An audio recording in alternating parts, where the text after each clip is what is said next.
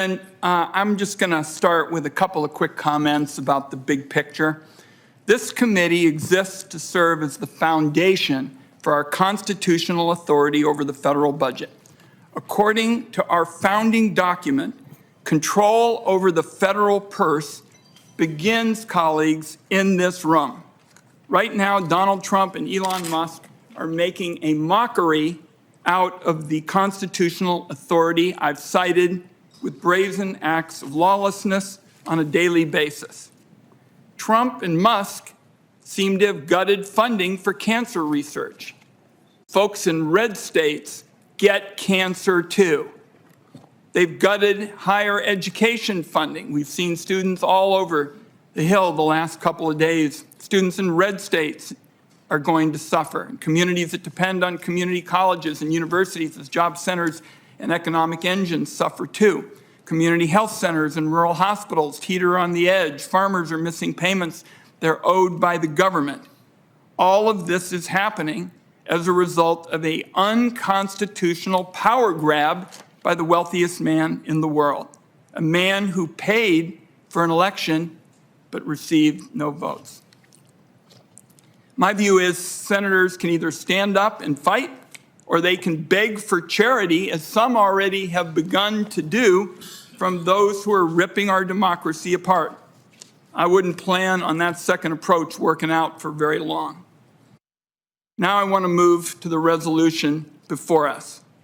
I wish that we were having a real discussion about fixing the border. To do that, you got to start with the facts, and here's the Republican record. There was an effort in 2007 to get a bipartisan agreement on immigration.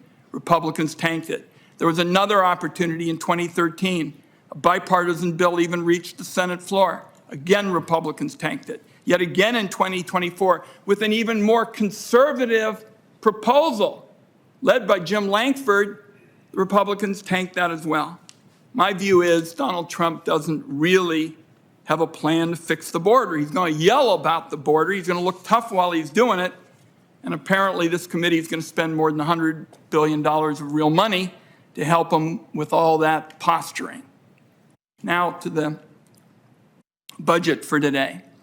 This is about setting up a glide path to achieve two major Republican goals: giving another round of tax breaks to the ultra-wealthy and paying for it by ripping health insurance away from tens of millions of Americans, particularly in Medicaid.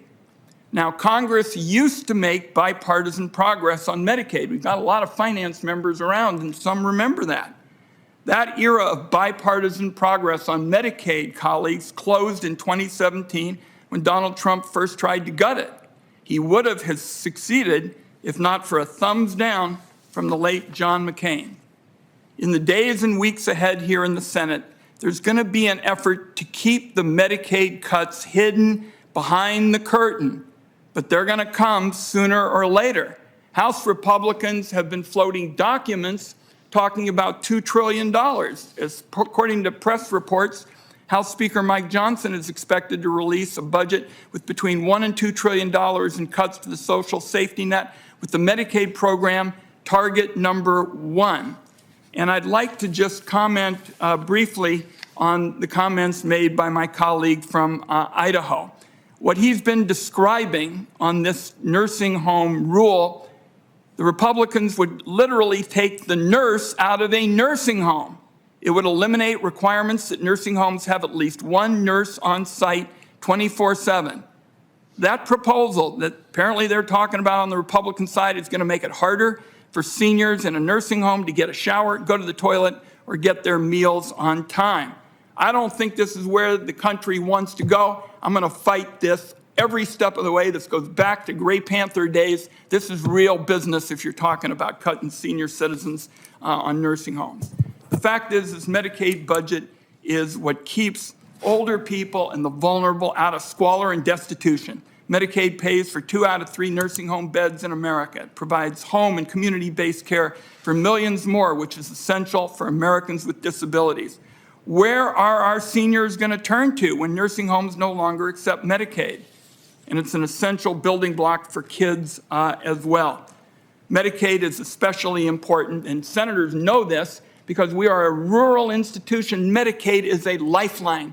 It is the survival tool in rural America. If Republicans got Medicaid, rural America is going to become a healthcare desert.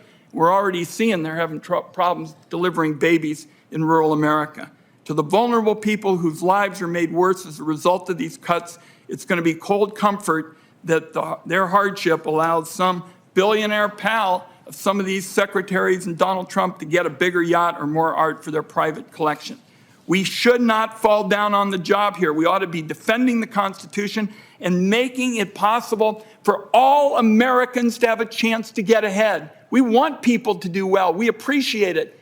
But we don't want the breaks just to go to the people at the top. We want all Americans to get ahead. Those are our values, and that's what we're going to fight for. Thank you, Mr. Chairman.